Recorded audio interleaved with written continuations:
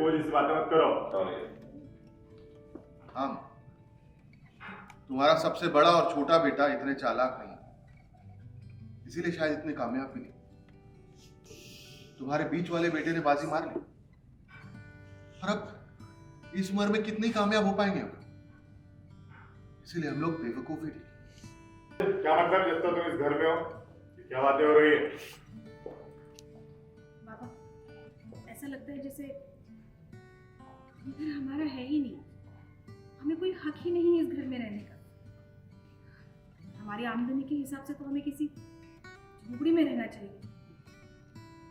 बहुत साल हो गए बाबा, इनकी कमाई भी कुछ ज्यादा बढ़ नहीं रही है, हम कितना बोझ बनेंगे शुरू।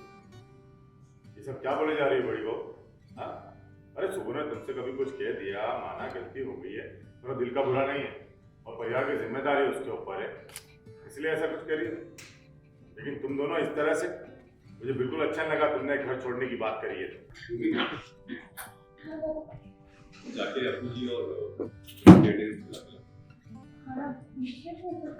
प्लीज, जो भी बात हमारे घर में बहुत बड़ा इवेंट है और मैंने चाहता कि हमारे फैमिली के बीच में रहकर जो बुला के ला, और अगर मैं हाथ में क्या मेरी अपू जी को उसकी जरूरत नहीं यानी मैं जनक को समझा लूँगी, उसे अपू का ख्याल रखने की कोई जरूरत नहीं। तो फाइनली हमने उसे घर की नौकरानी बनाई थी। हाँ, ऑब्वियसली छोटा, इवेंट नहीं तो और बात। इससे आगे मुझे कुछ अच्छा है, कुछ कहने की जरूरत भी नहीं। देख सकते हैं कि पूरी फैमिली में एक सॉर्ट ऑफ बहस सी चल रही है किसी एक टॉपिक को लेकर। जनरली खाना खाते समय बोलते नहीं है लोग, लेकिन यहाँ पर बहस छिड़ गई है। देखिए, अगर अब जैसे पूरी फैमिली बैठी है और हल्का सा भी उसमें फ्लेवर ऐड ना हो तो मज़ा नहीं आएगा ऑडियंस को।